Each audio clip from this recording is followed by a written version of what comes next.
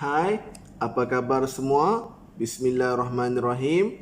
Assalamualaikum warahmatullahi wabarakatuh dan salam terus berkongsi. Baiklah, kali ini saya akan berkongsi mengenai tugasan modul 8 TS25 iaitu transformasi sekolah. Baiklah, sebenarnya sebelum membuat ataupun menyiapkan tugasan ini memang dirasakan seperti sukar juga sebenarnya untuk melaksanakan tugasan modul 8 ini. Baiklah, sebelum itu modul 8 ini berkaitan dengan PBD ataupun Redesigning Student Learning Experience PBD.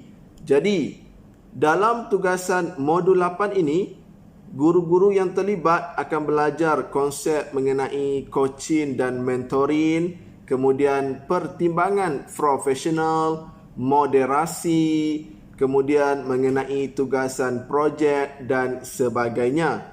Jadi, saya akan berkongsi bagaimana ataupun sedikit sebanyak cara yang saya buat untuk melaksanakan tugasan modul 8 ini bersama dengan rakan-rakan guru di sekolah. Jadi, mungkin cara ini tidak sama dengan sekolah lain. Jadi, apa-apa pun ini perkongsian tentang apa yang telah saya lakukan. Baiklah, kita lihat terlebih dahulu soalan yang pertama. Dalam modul 8 ini, tugasan ini mempunyai 5 soalan. Saya ulang 5 soalan. Baiklah, soalan yang pertama kita lihat mengaplikasikan kemahiran coaching dan mentoring. Baiklah, kita lihat pelaksanaan ataupun apakah bahan ataupun evidence pelaksanaan yang kita perlu sediakan supaya kita dapat mengaplikasikan konsep coaching and mentoring. Baiklah, yang pertama, daftar log coaching, iaitu rekod pertemuan coach dan coachee. Coach ini guru yang terlibat yang akan melaksanakan tugasan ini dan pilih ataupun mungkin pihak sekolah pilih salah seorang guru untuk dijadikan coachee, iaitu yang dibimbing. Coach yang membimbing. Baiklah, kemudian yang kedua, borang pra-pertemuan sesi coaching, iaitu coach kenal pasti isu ataupun topik yang hendak dibincangkan. Mungkin dalam tugasan ini, apabila kita nak melaksanakan tugasan projek, mungkin ada isu ataupun topik-topik tertentu seperti guru yang terlibat, kemudian mungkin apakah subjek yang terlibat, tugasan projek yang akan terlibat dan sebagainya. Baiklah, kemudian borang yang ketiga ialah borang proses coaching. Iaitu sepanjang coaching diadakan, apakah proses-proses yang telah dijalankan. Yang keempat, borang pelan tindakan coachee, iaitu tindakan yang telah diambil oleh coachee. Mungkin coachee ada buat sesuatu tindakan supaya dapat melaksanakan tugasan ini.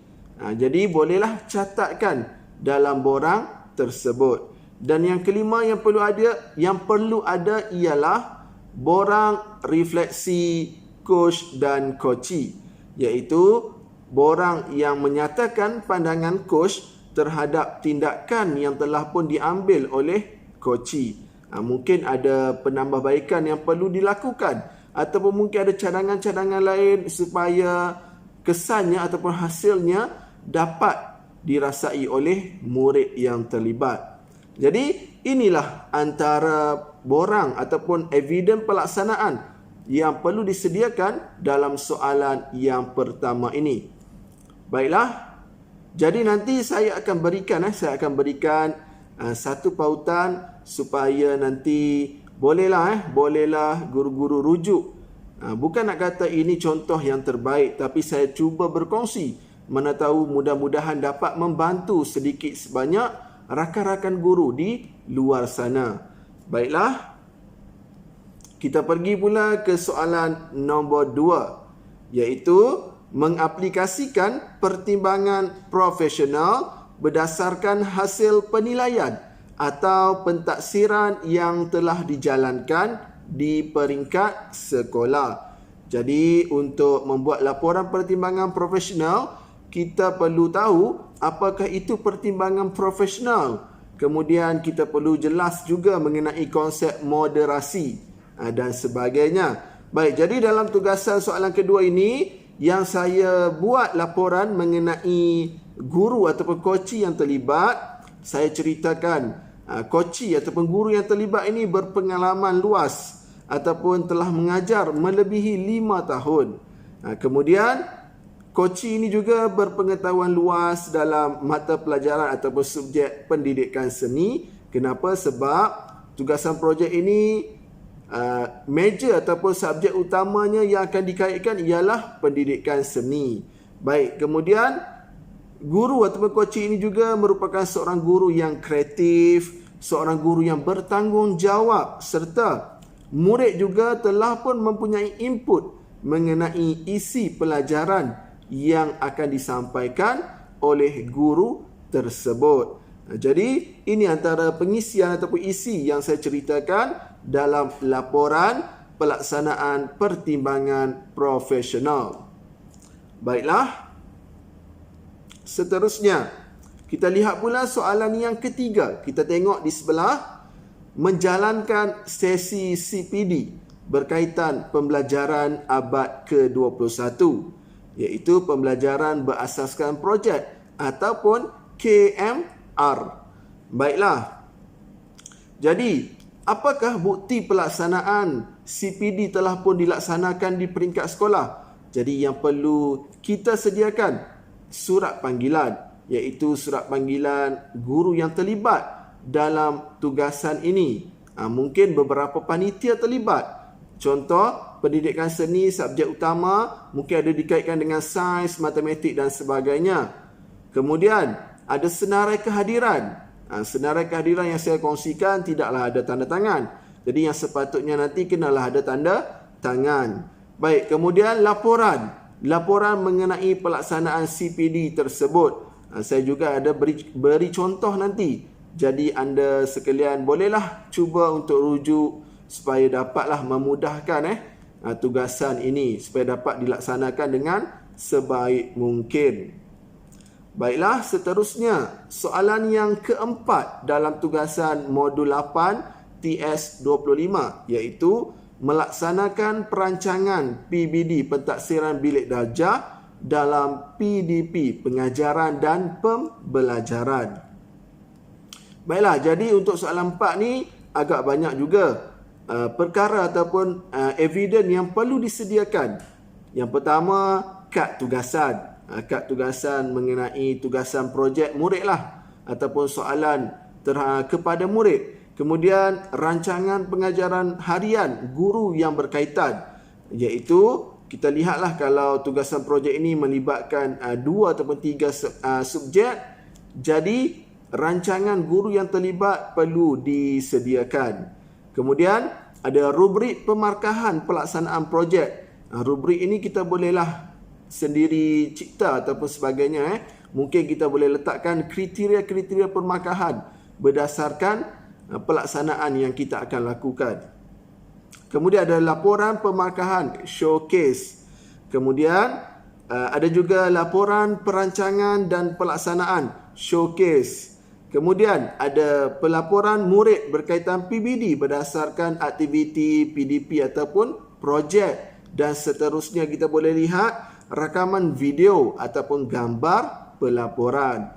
Jadi diingatkanlah semasa murid melaksanakan tugasan projek, rakamlah video, ambillah gambar supaya kita ada evidence. Baik, seterusnya yang terakhir soalan yang kelima, yang terakhir kita boleh lihat juga membuat pemantauan pelaksanaan program yang telah dikenal pasti. Jadi apa bukti yang kita nak berikan supaya kita tahu kita ada lakukan pemantauan? Baik, kita tengok di sebelah. Yang pertama, bukti pelaksanaan PBD. Contoh mungkin borang transit, ataupun mungkin ada catatan-catatan yang kita sediakan ataupun yang kita lakukan sepanjang tugasan projek ini dilaksanakan. Kemudian ada lampiran gambar. Gambar itu kita perlu ambil supaya ini menjadi bukti ataupun evidence yang penting. Kemudian ada video. Mungkin video semasa murid melaksanakan tugasan ini. Baiklah, jadi ini antara perkongsian saya mengenai tugasan modul 8 TS25. Baiklah, jadi sebagai tanda berkongsi ataupun saya juga ingin berkongsi kepada anda semua, dapatkan pautan Google Drive. Pautan Google Drive dalam description.